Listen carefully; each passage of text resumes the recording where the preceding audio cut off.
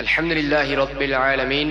والصلاة والسلام على سيد المرسلين أما بعد فأعوذ بالله من الشيطان الرجيم بسم الله الرحمن الرحيم الصلاة والسلام عليك يا رسول الله وعلى آلك وأصحابك يا حبيب الله الصلاة والسلام عليك يا نبي الله وعلى آلك وأصحابك يا نور اللہ۔ میٹھے میٹھے اسلامی بھائیوں اور اسلامی بہنوں، الحمدللہ عز و جل خالق کائنات جل جلالہ کی زمین پر عشق رسول صلی اللہ تعالی علیہ وآلہ وسلم کا مدنی جام تقسیم کرنے والے ایسے مرد کامل اب بھی موجود ہیں جو فیشن کی آفت میں گرفتار لوگوں کو پیارے مصطفیٰ صلی اللہ تعالی علیہ وآلہ وسلم کی سنت کریمہ کا اسیر بنانے کے خواہاں ہیں۔ یہ اللہ عز و جل کا خاص کرم ہے کہ اس نے ہمیں اس پرفتن دور میں تبلیغ قرآن و سنت کی عالمگیر غیر سیاسی تحریک، دعوت اسلامی کا مدنی ماحول اور شیخ طریقت امیر اہل سنت ابو بلال حضرت علامہ مولانا محمد الیاس عطار قادری رضوی دامت برکاتہم العالیہ جیسے ولی کامل کی صحبت باثر سے نوازا۔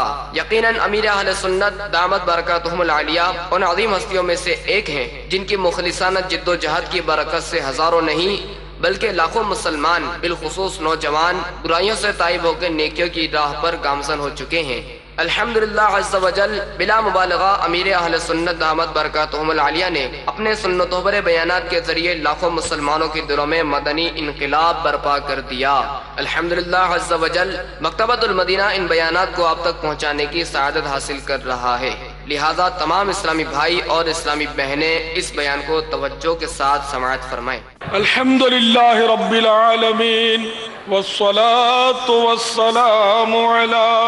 سید المرسلین اما بعد فاعوذ باللہ من الشیطان الرجیم بسم اللہ الرحمن الرحیم الصلاة والسلام علیک یا رسول اللہ وعلى آلك وأصحابك يا حبيب الله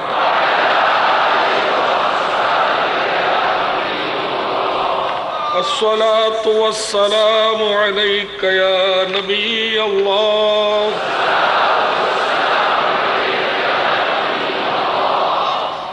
وعلى آلك وأصحابك يا نور الله۔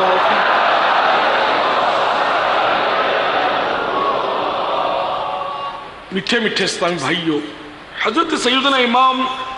سخاوی رحمت اللہ تعالی علیہ نقل کرتے ہیں کہ اللہ کے محبوب دانہ غیوب منزہ عن العیوب صلی اللہ تعالی علیہ وآلہ وسلم کا فرمان رحمت نشان ہے، جس نے مجھ پر ایک بار درود پاک بھیجا اللہ عز و جل اس پر 10 بار رحمتیں نازل فرماتا ہے، اور جو مجھ پر 10 بار درود پاک بھیجے اللہ تبارک و تعالی اس پر 100 بار رحمتیں نازل فرماتا ہے، اور جو مجھ پر 100 بار درود پاک بھیجے اللہ عز و جل اس کی دونوں آنکھوں کے درمیان لکھ دیتا ہے کہ یہ بندہ نفاق اور جہنم کی آگ سے آزاد ہے، اور قیامت کے دن اس کو شہیدوں کے ساتھ رکھے گا۔ صلو علی الحبیب صلی اللہ تعالی علی محمد۔ ہم اللہ عز و جل کے عاجز بندے اور اس کے پیارے حبیب صلی اللہ تعالی علیہ وآلہ وسلم کے ادنا غلام ہیں۔ یقیناً زندگی بے حد مختصر ہے، ہم لمحہ بلمحہ موت سے قریب ہوتے جا رہے ہیں، عن قریب ہمیں اندھیری قبر میں اتار دیا جائے گا۔ نجات تمام جہانوں کے پالنے والے خدا احکم الحکیمین جل جلالہ کی اطاعت اور مؤمنین پر رحم و کرم فرمانے والے رسول کریم رؤوف الرحیم علیہ افضل الصلاۃ والتسلیم کی سنتوں کے اتباع میں ہے۔ 4 اصول ایسے ہیں جنہیں سیکھ کر اگر ان پر عمل کریں اور دوسروں تک بھی پہنچائیں تو انشاءاللہ جل جلالہ دنیا و آخرت کی ڈھیروں بھلائیاں حاصل ہوں گی۔ وہ 4 اصول یہ ہیں: نمبر 1 ارکان اسلام، نمبر 2 اتباع سنت، نمبر 3 حسن اخلاق، نمبر 4 نیکی کی دعوت. صلو علی الحبیب صلی اللہ تعالی علی محمد وعلی آلہ واصحابہ وبارک وسلم. میٹھے میٹھے اور پیارے پیارے اسلامی بھائیوں، الحمدللہ ہم ماہ رمضان کی رحمتوں سے مالا مال ہیں. ہر طرف اعتکاف کی بہاریں ہیں. تبلیغ قرآن و سنت کی عالمگیر غیر سیاسی تحریک دعوت اسلامی کے عالمی مرکز فیضان مدینہ باب المدینہ کراچی میں بھی کم و بیش 1,500 اسلامی بھائی معتکف ہیں، اور اس طرح سینکڑوں مساجد میں الحمدللہ اعتکاف ہو رہے ہیں دعوت اسلامی والوں کے، اور دنیا کے کئی ممالک میں بھی اس وقت اسلامی بھائی معتکف ہیں الحمدللہ. یہ سب مسجد میں کیوں جمع ہے؟ پھر آپ اتنی تعداد میں آج کیوں تشریف لائے ہیں؟ اس لیے کہ آج رمضان المبارک کی 27ویں شب ہے. شاید آج لیلۃ القدر ہو. ہم سب کو رحمتوں کی طلب ہے، مغفرت کی حاجت ہے، اور ساتھ ہی ساتھ ہر دین کا درد رکھنے والا زبان حال سے کہتا سنائی دے رہا ہے کہ میں سدھرنا چاہتا ہوں. اے میرے میٹھے میٹھے اور پیارے پیارے اسلامی بھائیوں، جو واقعی سدھرنا چاہتے ہیں وہ فکر مدینہ کی عادت ڈالیں. فکر مدینہ دعوت اسلامی کے مدنی ماحول میں بولی جانے والی ایک اصطلاح اور مدنی انعامات میں سے ایک مدنی انعام ہے، اور اس سے مراد اپنا احتساب کرتے ہوئے اپنے اعمال کا جائزہ لینا، خطاؤں پر خود کو ڈرانا اور آخرت کی تیاری کے لیے اپنے آپ کو ابھارنا ہے. حجت الاسلام حضرت سیدنا امام محمد غزالی علیہ رحمت اللہ الوالی نقل کرتے ہیں کہ حضرت سیدنا ابراہیم تیمی رحمت اللہ تعالی علیہ اپنی فکر مدینہ کا انداز بیان کرتے ہوئے فرماتے ہیں، ایک مرتبہ میں نے یہ تصور باندھا کہ میں جنت میں ہوں، وہاں کے پھل کھا رہا ہوں، اس کی نہروں سے مشروب پی رہا ہوں اور حوروں سے ملاقات کر رہا ہوں. اس کے بعد میں نے یہ تصور جمایا کہ میں جہنم میں ہوں اور آگ کی زنجیروں میں جکڑا ہوا تھوہڑ یعنی کانٹے دار درخت کھا رہا ہوں اور دوزخیوں کا پیپ پی رہا ہوں. ان تصورات کے بعد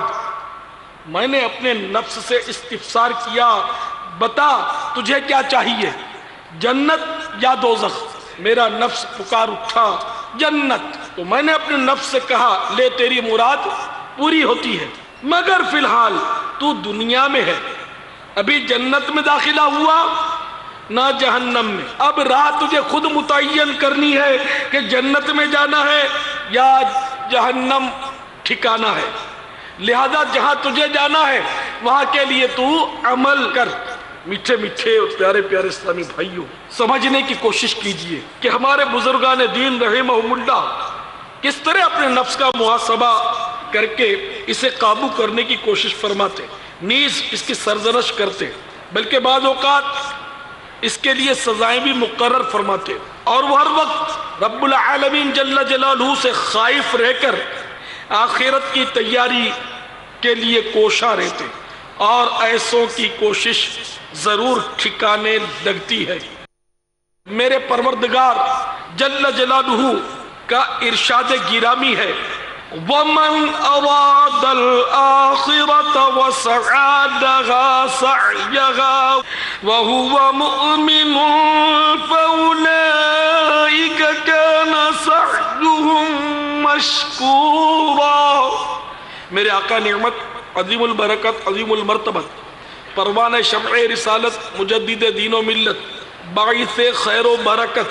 عالم شریعت پیر طریقت مولانا شاہ احمد رضا خان علیہ رحمت الرحمن اپنے شعرۂ آفاق ترجمہ قرآن کنز الایمان میں اس کا ترجمہ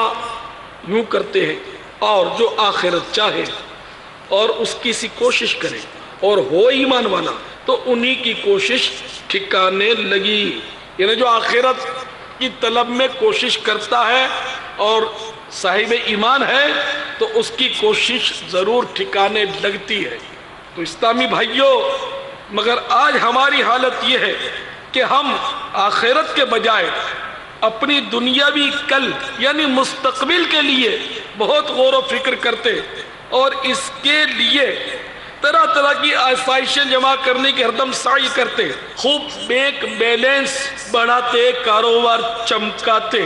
اور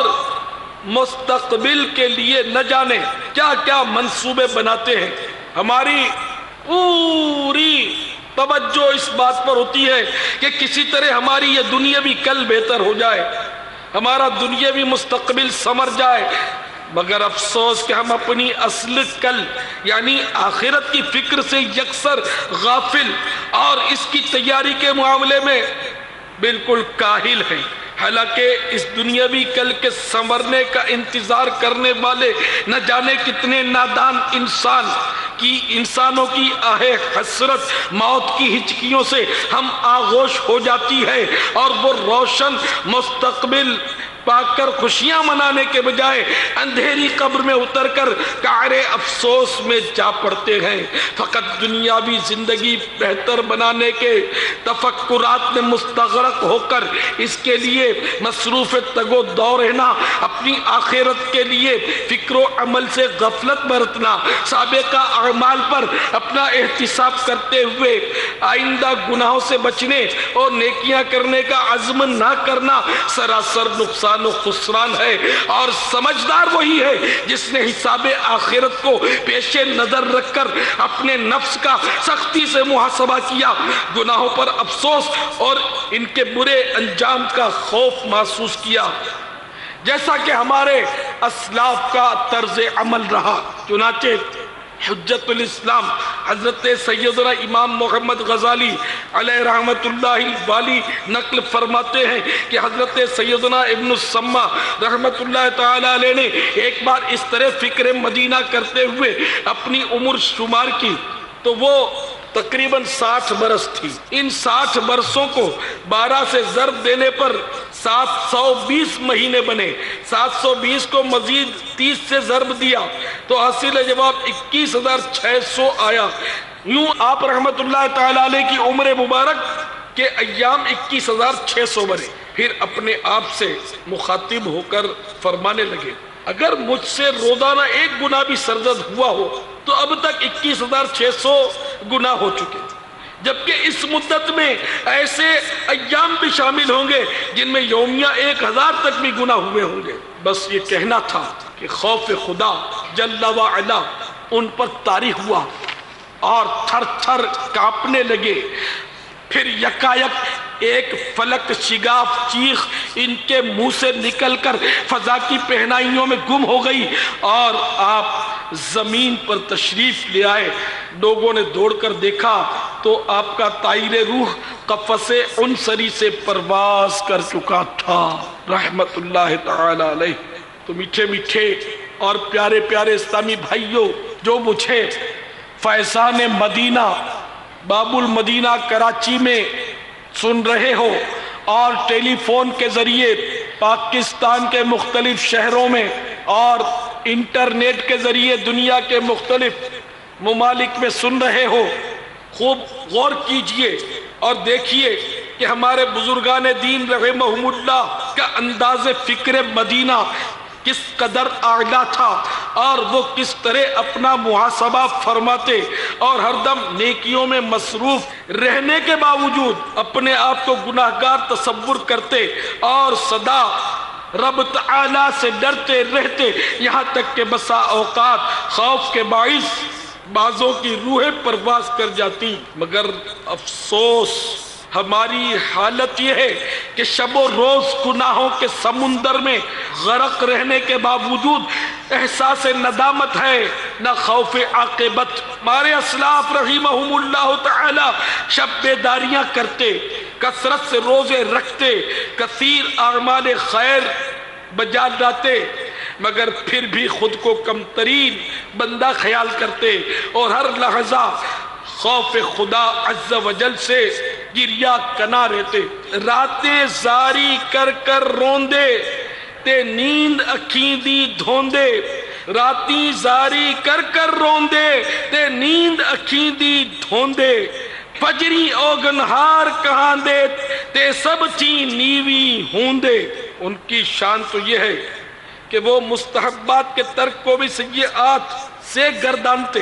نفلی عبادات میں کمی کو بھی جرم تصور کرتے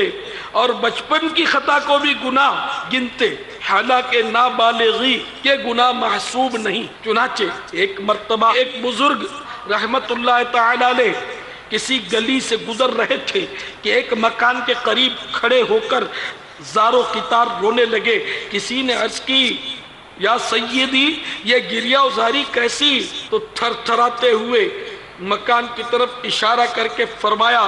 ہاں بچپن میں مجھ سے اس مکان میں ایک خطا سرزد ہو گئی تھی. جب کبھی یہاں سے گزرتا ہوں تو مجھے اپنی وہ خطا یاد آ جاتی ہے جس پر شرم و ندامت کے باعث میں اپنے آپ پر قابو نہیں رکھ پاتا اور مجھ پر گریہ طاری ہو جاتا ہے. تو میرے میٹھے میٹھے اور پیارے پیارے اسلامی بھائیوں، دیکھا آپ نے ہمارے بزرگان دین رحمہم اللہ تعالی اپنی کم سنی کے گناہ بھی یاد رکھتے اور اس پر اللہ عز و جل سے کس قدر خوف محسوس کرتے. اور ایک ہم بد نصیبوں کی حالت ہے کہ جان بوجھ کر کیے ہوئے گناہ بھی بھول جاتے اور نقائص سے بھرپور نیکیاں یاد رکھ کر ان پر اتراتے اور پھولے نہیں سماتے. لہذا عقل مند وہی ہے جو نیکیوں کے حصول کی سعادت پا کر انہیں بھول جایا کرے، مگر گناہ صادر ہو جائے تو اسے ضرور یاد رکھے اور اس پر سختی کے ساتھ اپنا محاسبہ کرتا رہے، بلکہ نیک اعمال میں کمی پر بھی خود کو ملامت کرے اور ہر لمحے اپنے پروردگار خدائے واحد قہار جل جلالہ کے قہر و غضب سے اپنے آپ کو ڈراتا رہے کہ ہمارے اسلاف رحمہم اللہ تعالی کا یہی انداز زندگی رہا. چنانچہ احیاء العلوم میں حضرت امام غزالی رحمت اللہ تعالی علیہ نقل کرتے ہیں کہ خلیفہ ثانی امیر المؤمنین حضرت سیدنا عمر فاروق رضی اللہ تعالی عنہ روزانہ اپنا احتساب فرمایا کرتے اور جب رات آتی تو اپنے پاؤں پر درہ مار کر فرماتے بتا آج تو نے کیا کیا کیا ہے. حالانکہ آپ رضی اللہ تعالیٰ عنہ عشرہ مبشرہ اور امت میں حضرت سیدنا صدیق اکبر رضی اللہ تعالیٰ عنہ کے بعد سب سے افضل ہونے کے باوجود اس قدر انکساری فرمایا کرتے تھے. حضرت سیدنا انس بن مالک رضی اللہ تعالیٰ عنہ فرماتے ہیں میں نے حضرت سیدنا عمر فاروق رضی اللہ تعالیٰ عنہ کو ایک باغ کی دیوار کے قریب دیکھا کہ وہ اپنے نفس کو مخاطب کر کے فرما رہے تھے واہ لوگ تجھے امیر المومنین کہتے ہیں، تو امیر المومنین ہے. پھر بطور عاجزی فرمانے لگے اور تو اللہ عز و جل سے نہیں ڈرتا. اگر تو نے اللہ عز و جل کا خوف نہیں رکھا تو اس کے عذاب میں یاد رکھ گرفتار ہو جائے گا. دعوت اسلامی کے عالمی مرکز فیضان مدینہ باب المدینہ کراچی میں مجھے سننے والوں اور ٹیلی فون کے ذریعے پاکستان کے مختلف شہروں اور علاقوں من جملہ سانگھڑ، عمر کوٹ اٹاری، ڈگری، قاسم آباد، ڈہرکی، فیضان مدینہ حیدرآباد، مرکز الاولیاء لاہور، بورے والا، اوکاڑا، شیخو پورہ، بہاول نگر، مائلسی، کاموں کی، راول پنڈی، ملکوال، مدینۃ الاولیاء ملتان، مرکز الاولیاء لاہور، بہار مدینہ، وزیر آباد، ننکانہ، سمندری، لجپال، پھالیا، چنیوٹ، سردار آباد تحصیل بغدادی اور دنیا کے مختلف ممالک میں انٹرنیٹ کے ذریعے سننے والوں حضرت سیدنا فاروق اعظم رضی اللہ تعالیٰ عنہ کا اس طرح اپنے نفس کو ملامت کرنا اور اللہ عز و جل کا خوف دلا کر اس کا محاسبہ کرنا ہماری تعلیم کے لیے تھا. چنانچہ ایک موقع پر امیر المؤمنین حضرت سیدنا عمر فاروق رضی اللہ تعالیٰ عنہ نے ارشاد فرمایا اے لوگو اپنے اعمال کا اس سے پہلے محاسبہ کر لو کہ قیامت میں ان کا حساب شروع ہو جائے. میٹھے میٹھے اور پیارے پیارے اسلامی بھائیوں، اللہ تعالی آپ سب پر اپنا فضل و کرم فرمائے آپ سب پر اپنی رحمتوں کی چھما چھم بارشیں برسائے۔ اللہ تعالی آپ سب کو بار بار حج نصیب کرے اور بار بار بار بار میٹھا میٹھا میٹھا میٹھا شہد سے بھی میٹھا مدینہ دکھائے۔ زیر گنبد خضرا جلوہ محبوب میں شہادت، جنت البقیع میں مدفن اور جنت الفردوس میں اپنے پیارے حبیب صلی اللہ تعالی علیہ وآلہ وسلم کا پڑوس بخشے۔ اور آج کی ماہ رمضان کی 27ویں شب کے صدقے میں یہ تمام دعائیں گناہگاروں کے سردار عطار بداتوار کے حق میں بھی قبول فرمائے۔ اپنے سابقہ اعمال کا حساب کرنا یہ محاسبہ کہلاتا ہے، لہذا ہمیں بھی چاہیے کہ رات کو سوتے وقت یا کسی بھی ایسے موقع پر جب یکسوئی حاصل ہو، کوئی ٹینشن نہ ہو اور کوئی ہمیں دیکھ بھی نہ رہا ہو، تنہائی میں اپنے نفس کے ساتھ تمام دن کا حساب کریں تاکہ ہمیں سرمایہ اعمال میں نفع و نقصان معلوم ہو۔ ہمارے اعمال کا سرمایہ فرائض و واجبات اور اس کا نفع سنن و مستحبات ہے۔ جس طرح اپنے پارٹنر سے، شریک تجارت سے حساب لینے میں بھرپور کوشش کی جاتی ہے، اسی طرح نفس کے ساتھ حساب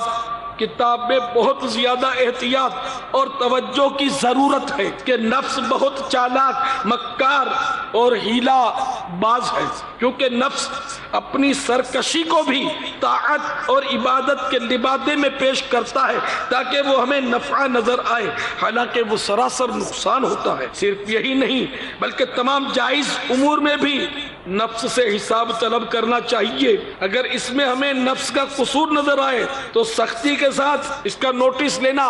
اور اس سے کمی پوری کروانی چاہیے۔ ہمارے اسلاف رحمہم اللہ کا یہی طرز عمل رہا، چنانچہ مشہور تابعی بزرگ حضرت سیدنا احنف بن قیس رضی اللہ تعالیٰ عنہ رات کے وقت چراغ ہاتھ میں اٹھا لیتے اور اس کی لاؤ پر انگوٹھا رکھ کر اس طرح فرماتے، اے نفس تو نے فلاں روز یہ کام کیوں کیا اور فلاں چیز کیوں کھائی؟ یعنی اپنا محاسبہ کرتے کہ اگر میرے نفس نے غلطی کی ہو تو اس کو سمجھ آ جائے کہ یہ چراغ کی لو تو بہت ہلکی آگ ہے، مگر یہ بھی ناقابل برداشت ہے کہ چراغ کی لو پر بھی کوئی انگلی یا انگوٹھا نہیں رکھ پاتا، تو بھلا جہنم کی آگ کیوں کر برداشت ہو سکے گی؟ حضرت سیدنا امام محمد غزالی علیہ رحمت اللہ الوالی نقل کرتے ہیں کہ حضرت مجمع رحمت اللہ تعالی علیہ نامی ایک بزرگ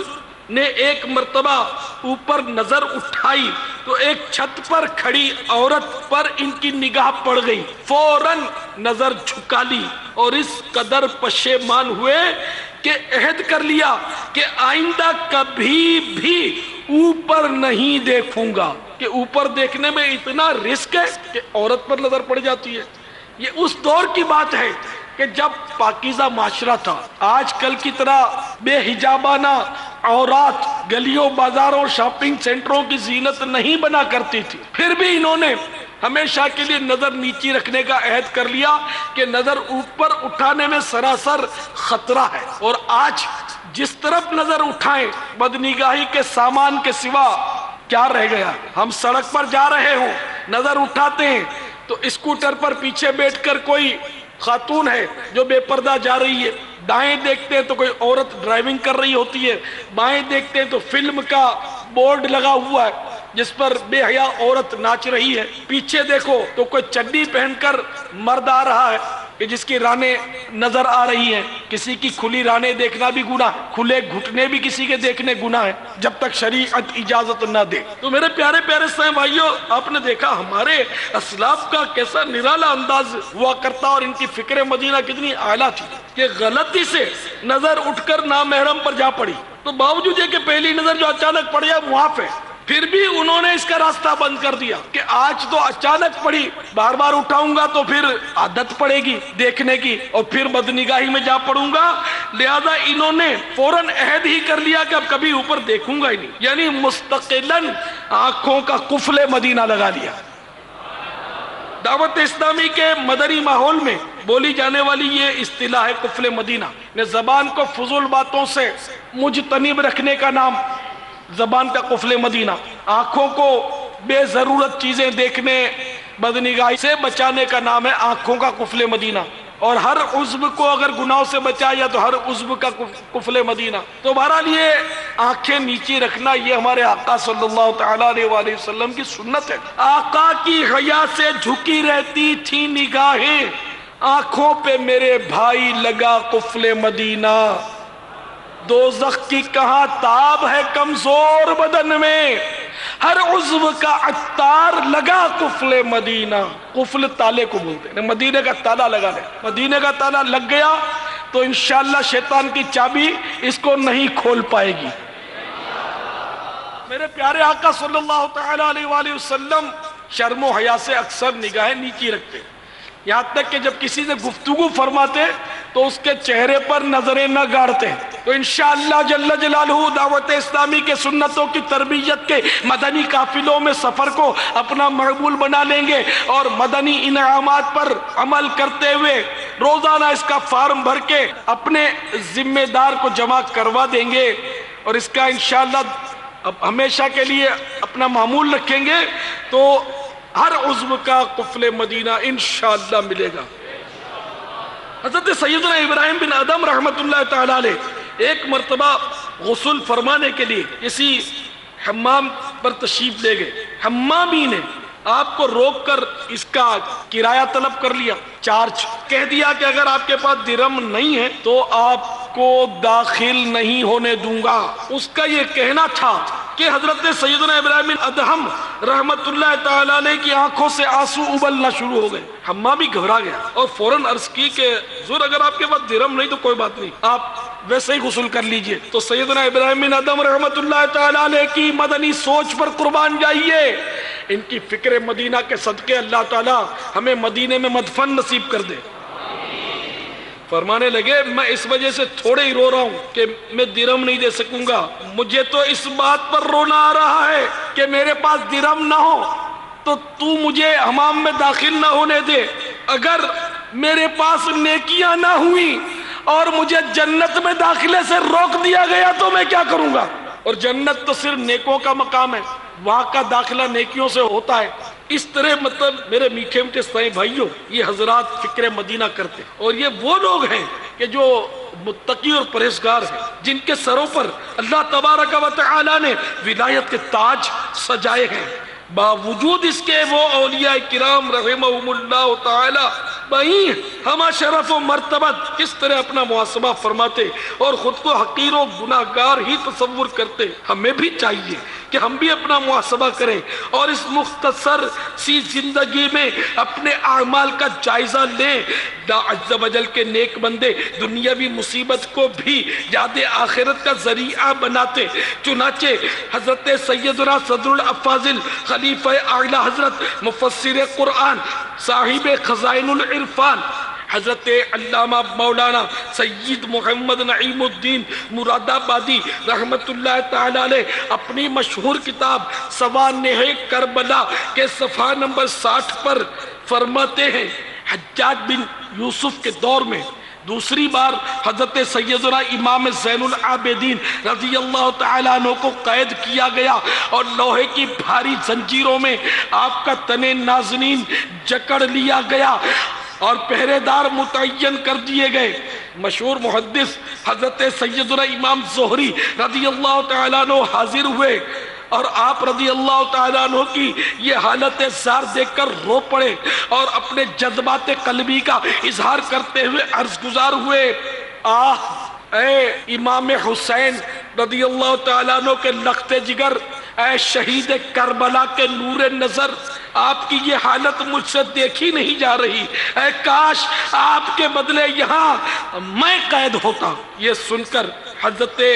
امام زین العابدین رضی اللہ تعالیٰ عنہ نے فرمایا، کیا آپ یہ سمجھتے ہیں اس قید و بند کی وجہ سے میں مضطرب ہوں؟ حقیقت یہ ہے کہ اگر میں چاہوں تو اللہ عز و جل کے فضل و کرم سے ابھی آزاد ہو جاؤں، مگر اس سزا پر صبر میں اجر ہے۔ ان بیڑیوں اور زنجیروں کی بندشوں میں جہنم کی خوفناک آتشی زنجیروں اور آگ کی بیڑیوں اور عذاب الہی کی یاد ہے۔ یہ فرما کر بیڑیوں میں سے پاؤں اور ہتھ کڑیوں میں سے خود ہی ہاتھ نکال دیے۔ حضرت سیدنا امام حسن بصری رحمت اللہ تعالی علیہ ہم جیسے غافلوں کو تنبیہ کرتے ہوئے فرماتے ہیں جلدی کرو جلدی کرو، تمہاری زندگی کیا ہے؟ یہ سانس ہی تو ہیں کہ اگر یہ رک جائیں تو تمہارے ان اعمال کا سلسلہ منقطع ہو جائے جن سے تم اللہ عز و جل کا قرب حاصل کرتے ہو۔ اللہ عز و جل رحم فرمائے اس شخص پر جس نے اپنے اعمال کا جائزہ لیا اور اپنے گناہوں پر کچھ آنسو بہا لیے۔ اے میٹھے میٹھے اور پیارے پیارے اسلامی بھائیوں، غور کیجئے کہ ہم تو سرتاپا گناہوں میں ڈوبے ہوئے ہیں۔ آخر کون سا گناہ ایسا ہے جو ہم نہیں کرتے؟ نیکیاں ہم سے نہیں ہو پاتی، اگر ہو بھی جائیں تو اخلاص نہیں۔ لوگوں کو اپنے نیک اعمال سنا کر ریاکاری کی تباہکاری کا شکار ہو جاتے ہیں۔ ہمارا نامہ اعمال نیکیوں سے خالی اور گناہوں سے بھرپور ہوا جا رہا ہے۔ افسوس، صد کروڑ افسوس، ہمیں اس کے برے نتائج کا کچھ بھی احساس نہیں، حالانکہ ہم اپنے آپ کو بہت عقل مند و زیرک گمان کرتے ہیں، حتیٰ کہ اگر کوئی ہمیں بے وقوف یا کم عقل کہہ دے تو ہم اس کے دشمن ہی ہو جائیں۔ لیکن اب آپ ہی بتائیے کہ اگر کسی مفرور مجرم کی پھانسی کا حکم نامہ جاری ہو چکا ہو، پولیس اس کی تلاش میں لگی ہو اور وہ گرفتاری سے بے خوف راہ تحفظ و احتیاط ترک کر کے آزادانہ گھوم رہا ہو، تو کیا اس کو عقل مند اور بہادر کہیں گے؟ ظاہر ہے جواب یہی ہوگا کہ ایسا شخص بے وقوف اور پرلے درجے کا احمق ہے، اس سے کبھی بھی بہادر تصور نہیں کیا جا سکتا۔ تو میٹھے میٹھے اسلامی بھائیوں، جب ایسا شخص بے وقوف کہلانے کا مستحق ہے تو اس کے بارے میں آپ کی کیا رائے ہے؟ جسے بتا دیا گیا ہو کہ اگر تم نے قصداً نماز چھوڑی تو تمہارا نام جہنم کے دروازے پر لکھ دیا جائے گا، جیسا کہ حدیث پاک میں ہے جس نے جان بوجھ کر نماز ترک کی، اللہ تبارک و تعالی اس کا نام دوزخ کے اس دروازے پر لکھ دے گا جس میں سے وہ داخل ہوگا۔ اور جس نے رمضان المبارک کا ایک روزہ بغیر کسی عذر شرعی یا مرض کے افطار کیا تو زمانے بھر کے روزے اس کی قضا نہیں ہو سکتے، اگرچہ بعد میں رکھ بھی لے، یعنی وہ فضیلت وہ نہیں پا سکتا۔ اور یہ بھی بتا دیا ہو کہ اگر تم نے اپنے مال کی زکوٰۃ باوجود صاحب استطاعت ہونے کے نہ دی تو ان تین قسم کے لوگوں میں سے ہوگے، جن میں سے ایک وہ بھی ہے جو اپنے مال کی زکوٰۃ نہ دینے کے سبب سب سے پہلے جہنم میں داخل ہوگا۔ اور یہ بھی خبر دے دی گئی ہو کہ جو شخص حج کے زادے راہ یعنی اخراجات اور سواری پر قادر ہو کہ جو اسے بیت اللہ تک پہنچا دے، اس کے باوجود حج نہ کرے، وہ چاہے یہودی ہو کر مرے یا عیسائی ہو کر۔ اور اگر تم نے وعدہ خلافی کی تو یاد رکھو جو وعدہ خلافی کرتا ہے اس پر اللہ عز و جل اور تمام لوگوں کی لعنت ہوتی ہے، اور اللہ عز و جل اس کے نہ فرض قبول فرمائے گا نہ نفل۔ تم نے بدنگاہی کی، کسی نامحرم عورت کو دیکھا یا امرت کو بنظر شہوت دیکھا، یا VCR ٹی وی انٹرنیٹ اور سنیما گھر وغیرہ میں جا کر فلمیں ڈرامے اور بیہودہ و بے حیائی سے پر مناظر دیکھے تو یاد رکھو مکاشفت القلوب میں یہ روایت موجود، جو اپنی آنکھوں کو حرام سے پر کرے گا اس کی آنکھوں میں قیامت کے روز آگ بھر دی جائے گی۔ اور جسے یہ سمجھا دیا گیا ہو کہ عنقریب تمہیں مرنا پڑے گا، کیونکہ ہر جان کو موت سے ہمکنار ہونا ہے اور موت کا ایک وقت مقرر ہے، جب موت آئے گی تو ایک پل آگے ہوگی نہ پیچھے۔ اور یہ بھی اطلاع دے دی گئی ہو کہ مرنے کے بعد اس قبر میں جانا ہے جو تاریک اور وحشتناک ہے، جس میں کیڑے مکوڑے اور سانپ بچھو ہوں گے، اور اس میں ہزاروں سال رہنا پڑے گا، اور قبر دبائے گی جس سے اللہ تبارک و تعالی جس سے ناراض ہوا اس کو اس طرح دبائے گی کہ اس کی پسلیاں ٹوٹ پھوٹ کر ایک دوسرے میں پائبست ہو جائیں گی۔ بس اسی پر اکتفا نہیں بلکہ اس بات سے بھی متنبہ کر دیا گیا ہو کہ قیامت کا ایک دن 50,000 سال کے برابر ہوگا۔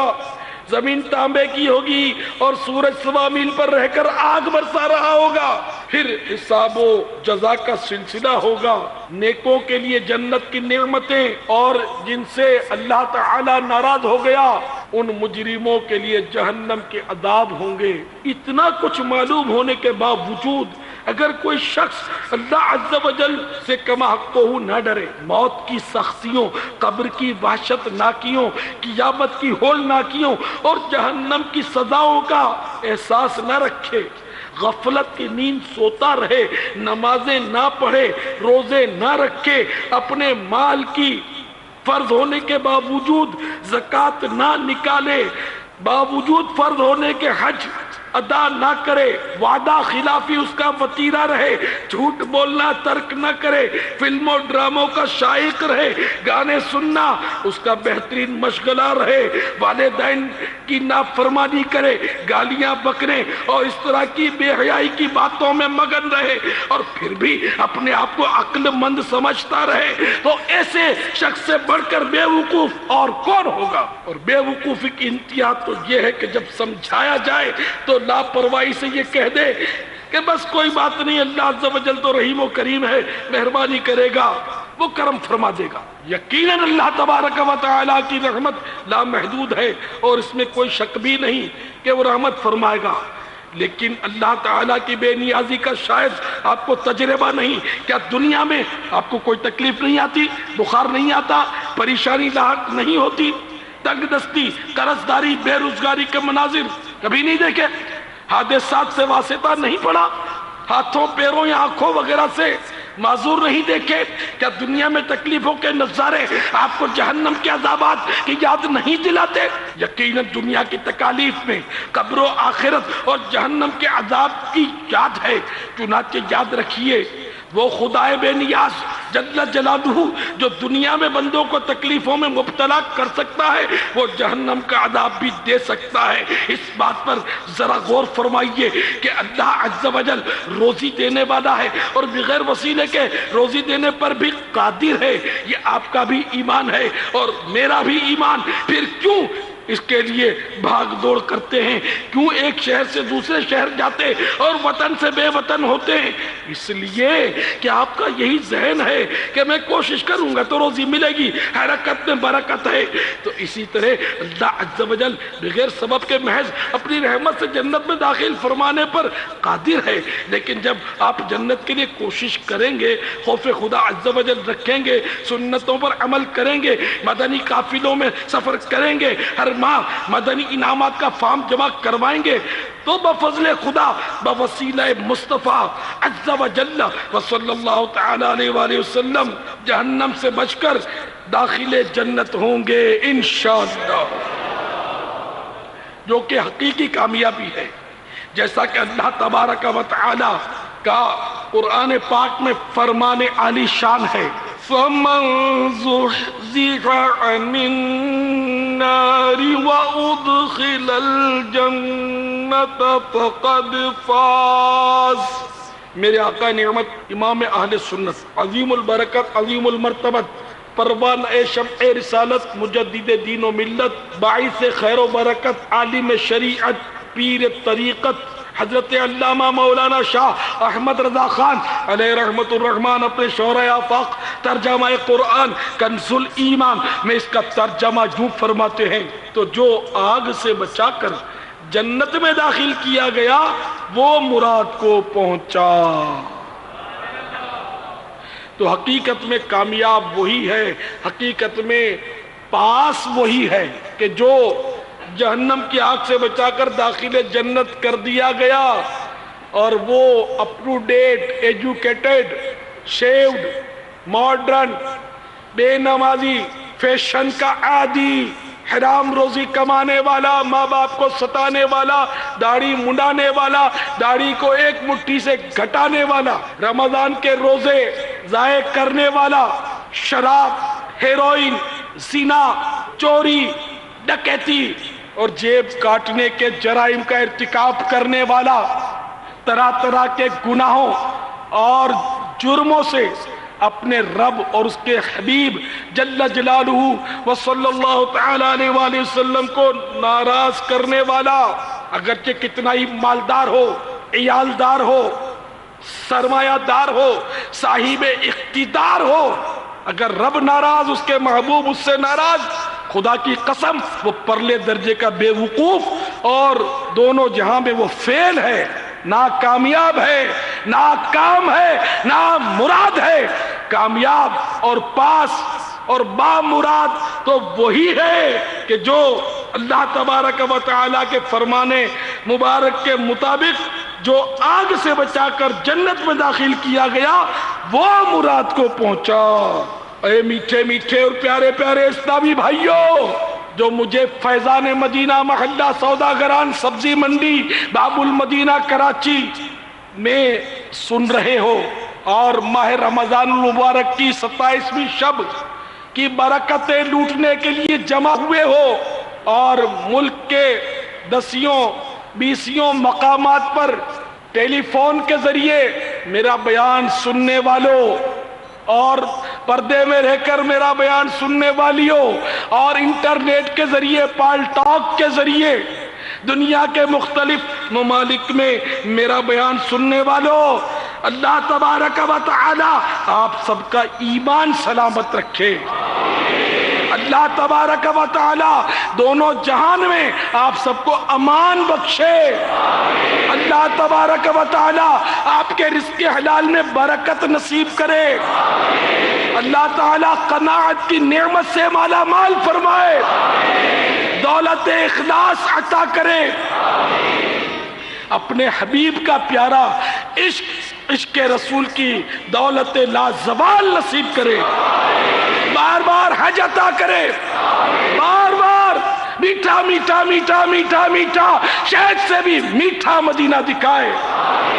زیر گنبد خضرا جلوہ محبوب میں شہادت، جنت البقیع میں مدفن اور جنت الفردوس میں اپنے پیارے حبیب صلی اللہ تعالی علیہ وآلہ وسلم کا پڑوس نصیب کرے۔ آپ سب کے صدقے میں پاپیوں بدکار گناہگاروں کے سردار عطار بداتوار کے حق میں بھی یہ دعائیں قبول فرمائے، آمین بجاہ النبی الامین صلی اللہ تعالی علیہ وآلہ وسلم۔ تو اب ہمت کیجئے اور آج سے طے کر لیجئے کہ آج کے بعد میری کوئی نماز قضا نہیں ہوگی، آج کے بعد رمضان کا کوئی روزہ قضا نہیں ہوگا، اگر نمازیں اور روزے پچھلے باقی رہ گئے ہیں تو حساب لگا کر قضا عمری ادا کریں گے، فلمیں ڈرامے نہیں دیکھیں گے، گانے باجے نہیں سنیں گے، داڑھی نہیں مڈائیں گے، ایک مٹھی سے نہیں گھٹائیں گے۔ صلو علی الحبیب صلی اللہ علیہ وسلم۔ امیر اہل سنت دامت برکاتہم العالیہ فرماتے ہیں کہ والدہ مشفقہ رحمت اللہ تعالی علیہ کا شب جمعہ کو انتقال ہوا۔ الحمدللہ عز و جل کلمہ طیبہ اور استغفار پڑھنے کے بعد زبان بند ہوئی، غسل دینے کے بعد چہرہ نہایت ہی روشن ہو گیا تھا۔ جس حصہ زمین پر روح قبض ہوئی اس میں کئی روز تک خوشبو آتی رہی، اور خصوصاً رات کے اس حصے میں جس میں انتقال ہوا تھا خوشبوؤں کی لپٹیں آتی۔ تیجے والے دن صبح کے وقت چند گلاب کے پھول لا کر رکھے تھے جو شام تک تقریباً تر و تازہ رہے، جو میں نے اپنے ہاتھ سے والدہ کی قبر پر چڑھائے۔ یقین جانے ان میں ایسی عجیب بھینی بھینی خوشبو تھی کہ میں حیران رہ گیا۔ کبھی میں نے گلاب کے پھولوں میں ایسی خوشبو نہیں سونگھی تھی، نہ ابھی تک سونگھی ہے، بلکہ گھنٹوں تک وہ خوشبو میرے ہاتھوں سے بھی آتی رہی۔ والد محترم کے انتقال کے بعد محترم عبد الغنی صاحب، جو امیر اہل سنت دامت برکاتہم العالیہ کے بھائی تھے اور عمر میں آپ سے بڑے تھے، وہ بھی ٹرین کے حادثے میں انتقال فرما گئے۔ انا للہ و انا الیہ راجعون۔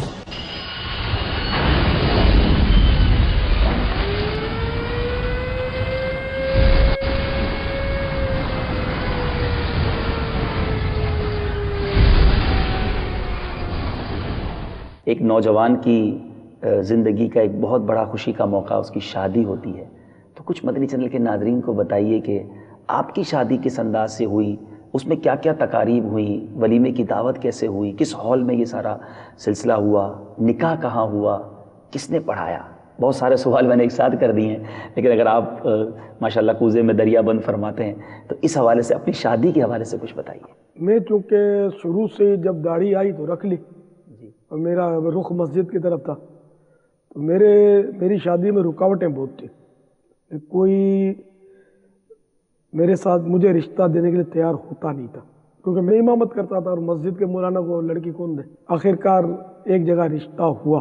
منگنی بھی ہوئی، وہ بھی بہرحال ٹوٹ گئی۔ پھر کوششیں کی گئیں اور دوسری جگہ منگنی ہوئی۔ میرا نکاح میمن مسجد بولٹن مارکیٹ میں ہوا۔ حضرت مفتی اعظم پاکستان مفتی وقار الدین صاحب رحمۃ اللہ تعالی علیہ نے میرا نکاح پڑھایا، اچھا، سبحان اللہ، میری درخواست پر، الحمدللہ۔ پھر انہوں نے نور مسجد میں میری درخواست پر جمعہ بھی پڑھایا، ماشاءاللہ، بیان بھی کیا۔ جہاں آپ نکاح جمعے کو تھا میرا، اچھا، ماشاءاللہ، صبح کے وقت 10-11 بجے۔ اور اب نے خوشیوں کی بات کی نا، تو اصل میرے کو شروع سے ہی ایسا ہے کہ میرا رجحان جو ہے نا وہ غم کی طرف ہے۔ سائیڈ فرینڈ جس کو آپ لوگ بولتے ہو، وہ مجھے کہتے تھے کہ آپ ذرا مسکرائیں، مگر میں بس کچھ اور ہی، آپ مسکرا بھی نہیں رہتے؟ ایسا ہی تھا کچھ، بس میرے اوپر کہ وہ رقت کی ایک ہلکی سی کیفیت تھی کوئی۔ اب وہ دن کیسے گزارا، میں امامت کرتا تھا اور میرا اصل نمازوں کی طرف رجحان تو بچپن سے تھا، جماعت کا بھی شوق تھا، تو میں اپنی جو مخصوص چھٹیاں کر دیتا تھا، لیکن وہ ویسے سستی کے ہمارے کبھی جماعت ترک کر دی یا وہی موڈ نہیں ہوا تو نہ گئے، اس کی ترکیب نہیں تھی میری۔ میں اب یہ کہ اس دن بھی میں نے جماعت سے نماز کا اہتمام رکھا، مجھے نہیں یاد کہ کوئی جماعت میری گئی ہو۔ اور پھر وہ موت کا تذکرہ بھی کیا میں نے اپنے طور پر، اللہ اللہ، کہ آج یہ خوشیاں ہیں تو یہ خوشیاں مستقل نہیں رہنی، عارضی ہیں، اور موت کو یاد رکھنا چاہیے وغیرہ۔ پھر فجر آئی رات گزار کر، لیکن وہ میری اپنی دھن تھی، تو میں تو فجر کی نماز جا کر مسجد میں اپنے مصلی پہ کھڑا ہو گیا، امامت تھی میری، تو خیر الحمدللہ میں نے باجماعت نماز ادا کی، بلکہ پڑھائی۔ سبحان اللہ۔ تو انور نے تعجب سے کہا کہ یار تم نے پہلی رات گزار کے کیسے پڑھا دی؟ الحمدللہ میں نے پڑھا دی۔ اس سے پہلے میری ماں فوت ہوئی تھی، تو میں تو اپنی ماں کی لاش چھوڑ کر بھی مسجد میں چلا گیا تھا، نور مسجد میں ہی تھا ان دنوں بھی، اور روتے روتے نماز پڑھائی تھی فجر کی۔ ماں کا صدمہ تھا، میری ماں تھی، بہت پیار بھی کرتی تھی مجھ سے۔ پاپا کتنا درس ہے اس میں ہمارے مدنی چینل کے ناظرین کے لیے بھی، کہ جو تھوڑی سی بات پر نمازیں چھوڑ دیتے ہیں۔ جماعت تو بہت سارے لوگ ہی، بہت ہی مشکل ہوگا ایسا کہ کوئی دولہا رات گزار کر صبح جماعت سے فجر پڑھنے جائے، آپ تو امامت کرنے پہنچ۔ آپ کی عقائد وہی ہو جو اعلیٰ حضرت کے عقائد ہیں، آپ کے افکار وہی ہیں جو اعلیٰ حضرت کے افکار ہیں، اور آپ کے معمولات اہل سنت بھی وہی ہیں جو اعلیٰ حضرت کے معمولات ہیں۔ اعلیٰ حضرت نے جب کام شروع کیا تو ان پر بھی بہت ساری باتیں کہی گئیں، کمنٹ کیے گئے، اور وہ اس پر خوش ہوتے تھے، اس پر وہ خوش ہوتے تھے۔ ایک مرتبہ صدر شریعہ علامہ امجد علی رحمۃ اللہ تعالیٰ علیہ نے کہا کہ یہ آپ کو گالی بھرے خطوط آ رہے ہیں، ایسا کچھ ہونا چاہیے۔ آپ نے کھولا، ڈیسک سے نکالا، اچھا تو امجد علی یہ پڑھو۔ اب اس میں القاب و آداب و احترام زبردست خراج عقیدت، کہ اب یہ پڑھو۔ تو جب میں ان القابات و خطابات کا حق ادا نہیں کر پا رہا ہوں، ان گالی گلوچ کا جواب دینے کی کیا ضرورت ہے؟ مطلب یہ ہے کہ استقامت پر قائم رہو۔ اعلیٰ حضرت کی اتنی کرامت ہم نے نہیں سنی جتنی ان کی استقامت ہم نے سنی، اور الاستقامت فوق الکرامہ۔ بے شک حقیقت میں اعلیٰ حضرت فاضل بریلوی کا چلتا پھرتا عشق جا، سب بات آ کے ختم ہوگی کہ ہم سب کا کام کرنے کا طریقہ سب مدینے والے کے لیے۔ ہم بریلی جا رہے ہیں مدینے کے لیے، ماریرا جا رہے ہیں مدینے کے لیے، اجمیر حاضر ہو رہے ہیں مدینے کے لیے، دعوت اسلامی میں گئے مدینے کے لیے، جینا مدینے کے لیے، مرنا مدینے۔ تو میں ان تمام لوگوں کو دل سے مبارکباد اور اپنی نیک دعاؤں نیک خواہشات میں شامل کرتا ہوں کہ مولا تعالیٰ تمام اسلامی بھائیوں میں اسلامی اخوت بھی دے، استقامت بھی دے اور لال و تان سننے کی ہمت بھی۔ مسلک کا تو امام ہے الیاس قادری، تدبیر تیری تام ہے الیاس قادری، مسلک کا تو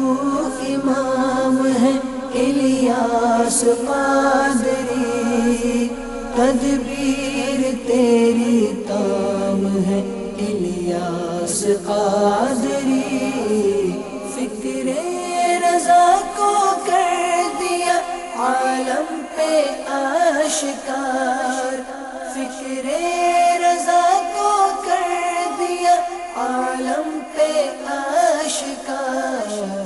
یہ تیرا اونچا کام ہے الیاس قادری، یہ تیرا اونچا کام ہے الیاس قادری، سرمستی رضا کی ہر عالم میں دھوم ہے، سرمستی رضا کی ہر عالم میں دھوم ہے، ساقی دور جام ہے الیاس قادری، ساقی دور جام ہے الیاس قادری، سنت کی خوشبو سے زمانہ مہک اٹھا، سنت کی خوشبو سے زمانہ مہک اٹھا، فیضان تیرا کام ہے الیاس قادری، فیضان تیرا کام ہے الیاس قادری، امریکہ یورپ ایشیا افریقہ ہر زمین، امریکہ یورپ ایشیا افریقہ ہر زمین، کرتی تجھے سلام ہے الیاس قادری، کرتی تجھے سلام ہے الیاس قادری، تنہا چلا تو ساتھ تیرے ہو گیا جہاں، تنہا چلا تو ساتھ تیرے ہو گیا جہاں، میٹھا تیرا کلام ہے الیاس قادری، میٹھا تیرا کلام ہے الیاس قادری، ہے بدر رضوی بھی تیرے کردار کا وسیع، ہے بدر رضوی بھی تیرے کردار کا وسیع، اس کا تجھے سلام ہے الیاس قادری، اس کا تجھے سلام ہے الیاس قادری، مسلک کا تو امام ہے الیاس قادری، تدبیر تیری تام ہے الیاس قادری، مسلک کا تو امام ہے۔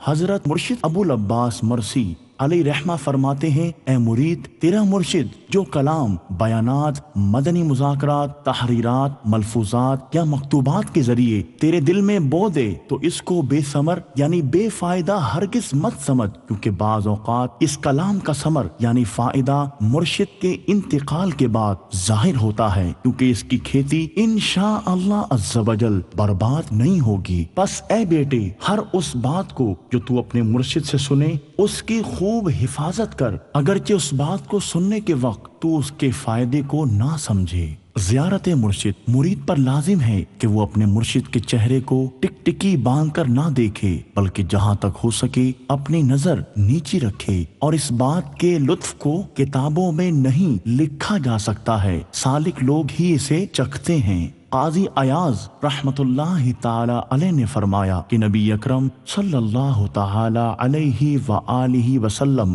حیا کی وجہ سے کسی کے چہرے کی طرف نہیں دیکھتے تھے۔ جتنے فضائل و آداب وہ صرف جامع شرائط مرشد کامل کے ہیں، ورنہ جاہل، بے عمل و بد عقیدہ نام نہاد پیروں کا ان فضائل سے ذرا بھی تعلق نہیں۔